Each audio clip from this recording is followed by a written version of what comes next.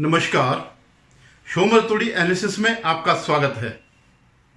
मित्रों, आज मैं जिक्र करूंगा एक फिल्मी गाना है कटी पतंग फिल्म का।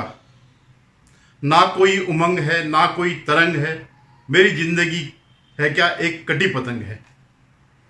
आज मैं उसी कटी पतंग के बारे में बात करूंगा। और वो कोई किसी फिल्म की हीरोइन नहीं है जो किसी हीरो के प्यार में धोखा खाने पर इधर उधर डोल रही है, बल्कि मैं एक ऐसे पॉलिटिशियन की बात कर रहा हूं जिसकी कटी हुई पतंग बिजली के खंभे पर अटक गई, कट गई, लेकिन वो डोल नहीं पा रही, बिजली के खंभे में फंस गई हो और वहीं चक्कर काट रही है, वहीं पर वो डोल रही है एक सीमित दायरे में। इससे पहले मैं इसका आगे एनालिसिस करूं, उस पॉलिटिशियन के बारे में बताऊं, उसके प्यार के बारे में बताऊं, आगे जिक्र करूं, मेरा आप लोगों से निवेदन है कि आप मेरे इस चैनल को सब्सक्राइब करिए, शेयर कीजिएगा और वीडियो पर कमेंट जरूर करें। धन्यवाद। तो आज मैं उस कटी पतंग की बात कर रहा हूं। एक राजनेता जो एक प्यार में पागल होकर के उस दिन तक उसने हवा में जो है पींगे बढ़ाई और अब जाकर के उसकी पतंग कट गई है। और वो कोई और नहीं, महाराष्ट्र के शिवसेना के प्रमुख हिंदू हृदय सम्राट बाला साहब ठाकरे के बेटे उद्धव ठाकरे हैं। उद्धव ठाकरे की स्थिति आज कटी पतंग की तरह हो गई है, लेकिन वो कटी पतंग अटक गई है बिजली के खंभे पे, एक तार में फंस गई है। कैसे फंसी है मैं ये बताता हूं। अभी मैं एक और जिक्र करूंगा, एक और गाने का मैं जिक्र कर रहा हूं। बड़े अरमान से रखा है बलम तेरी कसम, प्यार की दुनिया में ये पहला कदम। अब मैं इस पर आता हूं। आपने देखा होगा ना, कई बार लड़कियां घर से भाग जाती हैं और कई बार भगाई जाती हैं प्यार के नाम पर। बाद में जो है उनकी बड़ी दुर्गति होती है। कभी वो फ्रिज में मिलती हैं, उनके टुकड़े टुकड़े करके फ्रिज में मिलते हैं, कभी वो जंगल में पाए जाते हैं और कभी उनकी दुर्दशा होती है, कभी सूटकेस में वो मिलती हैं वो लड़कियां। जब उनको लगता है पहला कोई प्यार कर रहा है तो वो बड़े अरमानों से जो है कुछ दिन तक उस प्यार में लिपटी रहती है। जब असलियत सामने आती है कथित प्रेमी का, तो कहीं के नहीं रहती है। यही सब कुछ जो है उद्धव ठाकरे के साथ हुआ। उद्धव ठाकरे हिंदुत्व के प्रबल समर्थक बाला साहब ठाकरे के बेटे हैं, जिन्होंने मुंबई और महाराष्ट्र में अपना सिक्का जमाया। ये वही उद्धव ठाकरे हैं जिनके पिता बाला साहब ठाकरे किसी से मिलने कहीं नहीं जाते थे और जो भी मिलता था उनके घर आकर के मिलता था। आज वही बाला साहब ठाकरे के बेटे उद्धव ठाकरे अपने उस छलिए प्यार में, जो उनको प्यार में छला गया, दर दर की ठोकरें खा रहे हैं। सोनिया गांधी के, राहुल गांधी के, मल्लिकार्जुन खड़गे के, शरद पवार के और जितने भी इनके पार्टनर हैं, उनके जो है सजदा कर रहे हैं उनके दरवाजे पे जाकर के। तो ये कहानी आगे कैसे बढ़ती है।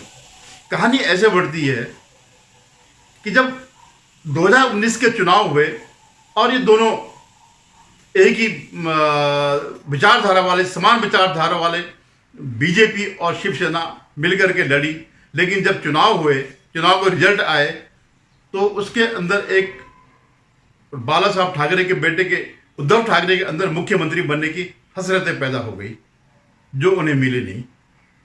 फिर एक जालिम लड़के ने उसको भांप लिया कि इसका दिल टूटा हुआ है और इसको जो है जाल में फंसा लो।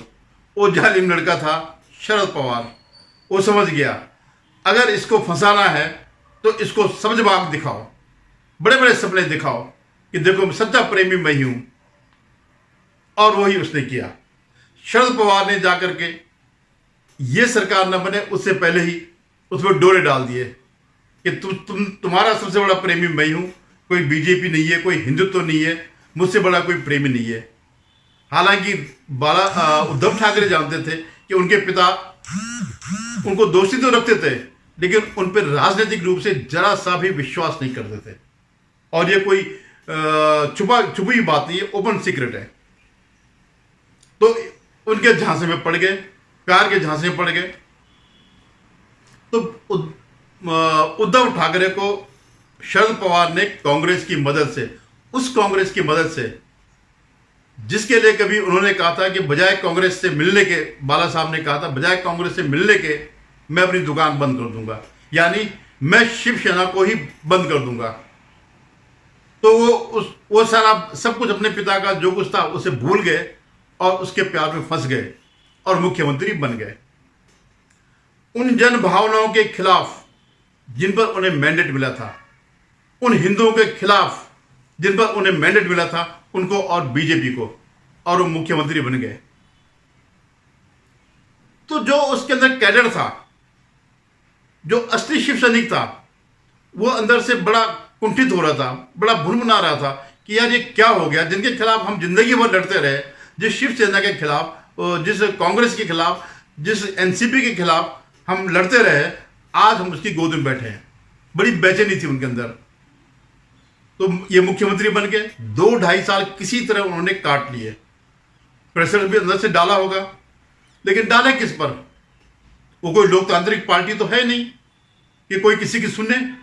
वहां तो जो पारिवारिक पार्टियां होती, वहां सब कुछ, जो कुछ भी होता है वो मुखिया का होता है। वो जो सामंत जो होता है, सब कुछ उसका चलता है। लोकतंत्र जैसी कोई बात नहीं होती। और 2.5 साल में, जिसमें कोरोना काल भी था, आप ताजुब करेंगे कि मुख्यमंत्री अपने घर से बाहर नहीं निकले। और ये वो महाराष्ट्र है जहां, महाराष्ट्र और केरल 2 ऐसे राज्य हैं जहां कोरोना की वजह से सबसे ज्यादा मौतें हुई, लेकिन उनका मुख्यमंत्री इस डर से कि मुझे कोरोना हो जाए, वो कभी अपने आवास से बाहर निकला, जो उनका अपना आवास था। जबकि उसी दौर में उत्तर प्रदेश के मुख्यमंत्री योगी आदित्यनाथ ने घर घर जाकर के, जगह जगह जाकर के सारे प्रबंध किए कि हमारे यहाँ के लोग कोरोना से न मरे। और उसका परिणाम क्या हुआ कि 35-37 हजार केवल उत्तर प्रदेश में इस कोरोना से मरे। उस उत्तर प्रदेश जिसकी 30-35 करोड़ आबादी है, वहीं 13 करोड़ की आबादी वाले महाराष्ट्र में 4 लाख, और ऐसे उससे बहुत कम आबादी वाली केरल में भी लाखों की संख्या में लोग मारे गए। तो ये होता है मुख्यमंत्री का, सूबे का, प्रदेश का जो मुखिया होता है, वो कितना पेन लेता है, वो कितना डरता है, कितना अपने उसके प्रजा के प्रति, अपने लोगों के प्रति, जिनके प्रति वो जवाबदेह है, उसके प्रति वफादार होता है, उसके प्रति अपने कर्तव्यों का पालन करता है।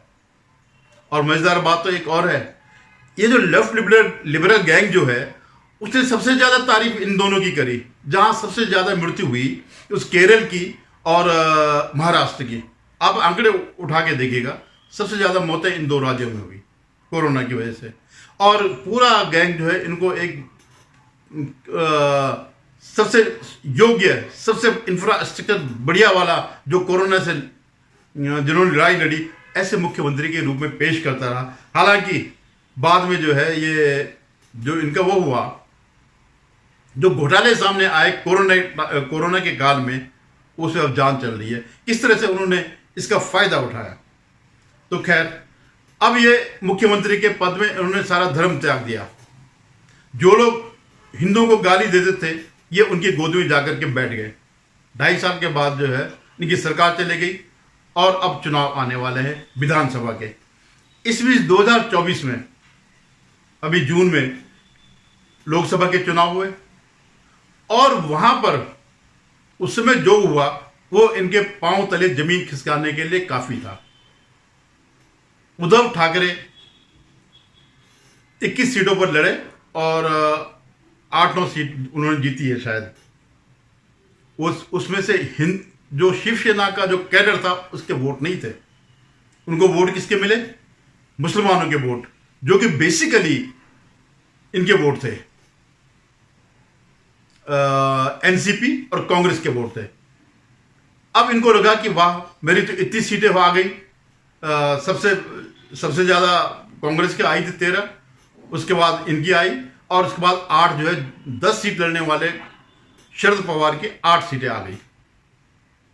तो इनको लगा कि भाई हाँ, मैं तो बहुत बड़ा आदमी हो गया हूं। लेकिन वो ये भूल गए कि जो उनकी जो सीट आई है वो मुस्लिम बहुल इलाके से आई है। वो वही सीटें जीते जहां मुस्लिम वोट थे, और वही वोट बैंक इन दोनों का भी है। अब जब चुनाव नजदीक आए तो ये लग गए करने के लिए कि भाई पहले जो है उद्धव ठाकरे की चुनाव से पहले मुख्यमंत्री घोषित कर दीजिएगा। तो उनका कहने का मतलब यह था कि 2.5 साल मैं रह चुका हूं, अब फिर मुझे आप घोषित कर दीजिएगा मुख्यमंत्री। लेकिन जो जालिम थे, जो जालिम प्रेमी था, उसने साफ मना कर दिया। उसने कहा नहीं, वो बात तब की तब थी जब तुम घर से कुछ गहने लेके आए, लेकिन पता चला वो गहने जो है सोने के ना होकर के नकली पीतल के गहने निकले। तुम्हारे अंदर कुछ नहीं है, तुम एक खोखले हो। जो जिस लालच में हमने तुम्हें पटाया था, तुम्हें अपने साथ घर से भगाया था, अपने साथ लाए थे, तुम्हारे अंदर कुछ नहीं है। और तुम जो कुछ भी तुम्हारी ये जो गहने दिखाई दे रहे, ये जो अय्याशी तुम्हारी हो रही है, वो मेरे पैसे पर है, मेरे वोटों पर है। तो उन्होंने साफ मना कर दिया कि नहीं, हम ऐसा कुछ नहीं करेंगे। जो एक प्रक्रिया है कि जो सबसे बड़ी पार्टी होगी तो वही जो है उसी का मुख्यमंत्री चुना जाएगा। शरद पवार इतने शातिर हैं, उन्होंने सबसे पहले घोषणा कर दी कि मेरी पार्टी से कोई मुख्यमंत्री नहीं बनेगा।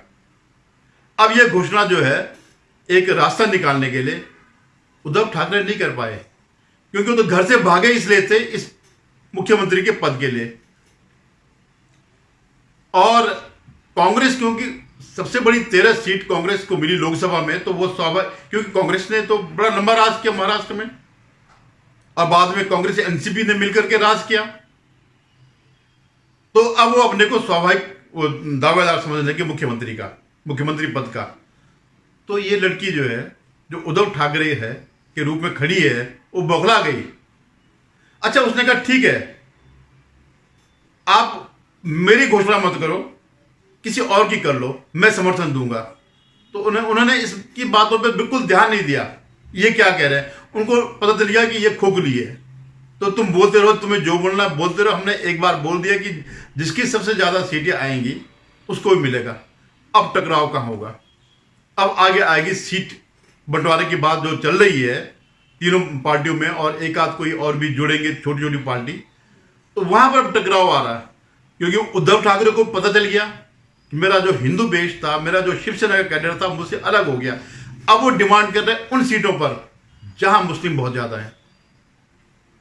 जैसे मुंबई में जिन सीटों पे जीते वहां मुस्लिम बहुत सीटें थी, ऐसे जहां जहां जीते वहां मुस्लिम थे, और जहां शिंदे जीते वहां असली शिवसेना थी। तो एक तो ये हो गया कि वारिस जो है शिवसेना का, उद्धव बाला साहब ठाकरे का वारिस शिंदे बन गया।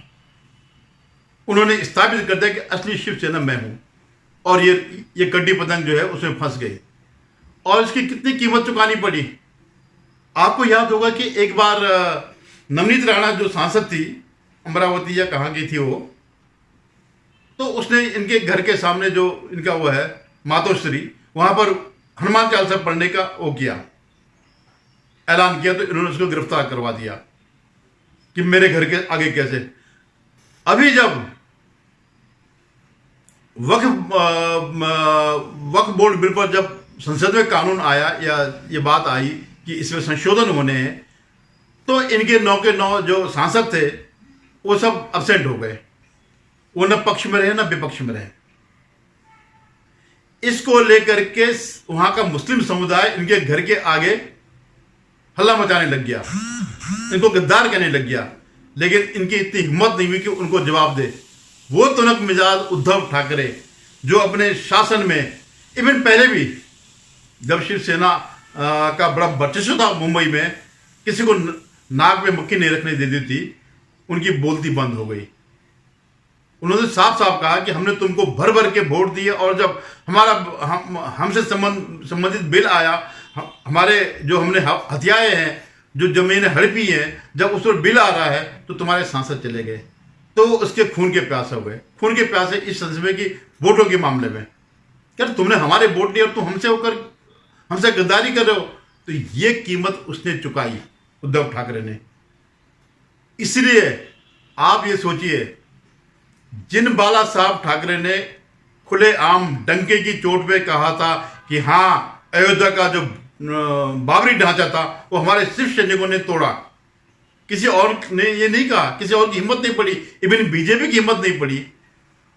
उस जगह पर जब राम मंदिर बना तो इनकी आज तक हिम्मत नहीं पड़ी वहां दर्शन करने जाने के लिए, जिसका इन्होंने श्रेय लिया था कि हम यहाँ पर राम मंदिर बनाएंगे और इस ढांचे को तोड़ेंगे जो मुगलों के काल में टूटा गया था, मंदिर को तोड़ करके बनाया गया था।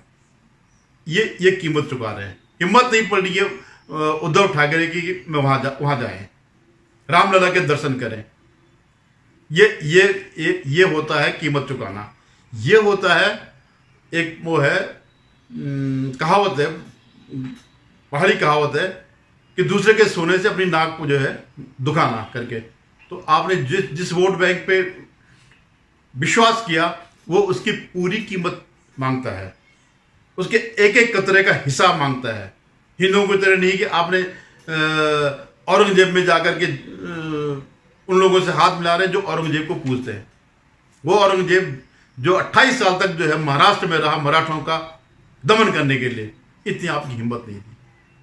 और आप और आगे देखिए कि जो इनका वो था छोटा चाणक्य संजय राउत, उसको भी 15 दिन की जेल हो गई है और 50,000 का जुर्माना, ऐसे बकैती करते हुए।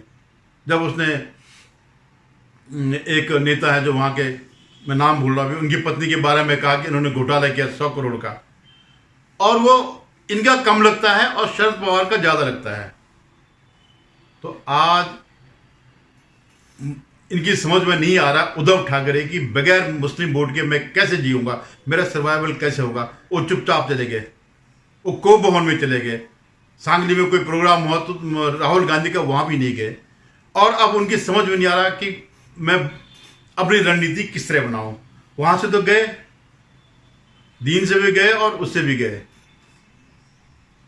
हिंदुओं से भी कट गए और मुसलमान उसकी कीमत ले रहे हैं। कितनी कीमत चुकाएंगे। और वो लोग तो ऑलरेडी वो है सिर्फ बाराती हैं, उनके लिए खाए पिए चले जाएंगे। और वो बाराती हैं इनके शरद पवार के और इसके कांग्रेस के। और अब वो दोनों, जो इनका प्रेमी था शरद पवार, बिल्कुल भाव नहीं दे रहा, देख भी नहीं रहा कि ये क्या बोल रहा, क्या भटक रहा, इसके मन में क्या है। उन्होंने कहा ठीक है तुझे जहां जाना है चले जाओ। उनको पता है अब इसके रास्ते बंद हो गए, अब उद्धव ठाकरे कहीं नहीं जा सकते।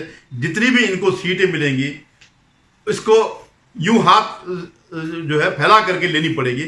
और इनके अंदर इतनी हिम्मत नहीं है कि वो उसे हिम्मत से कैसे के अपने दम पे कैसे कि मैं इतना जिता सकता हूं। अब उनको पता है पूरी तरह है ये बेसहारा हो गए और जो कुछ भी है हमारे बल पर है। तो ये होता है राजनीति में एक चैप्टर कि किस तरह से आप स्वार्थ के लिए अपना सारा जमीर खो देते हैं, अपनी जमीन भी खो देते हैं, अपना धर्म भी खो देते हैं, और बाद में आपको कुछ नहीं मिलता। आप बाद में पाए जाते किसी सूटकेस के अंदर, किसी फ्रिज के अंदर, कहीं जंगलों में नोचे जाने में। इस ढंग से ये सब होता है। आगे देखिएगा, बड़ा सबसे इंटरेस्टिंग चुनाव होगा महाराष्ट्र का। धन्यवाद। उम्मीद है आप मेरे चैनल को सब्सक्राइब करेंगे, कमेंट करेगा।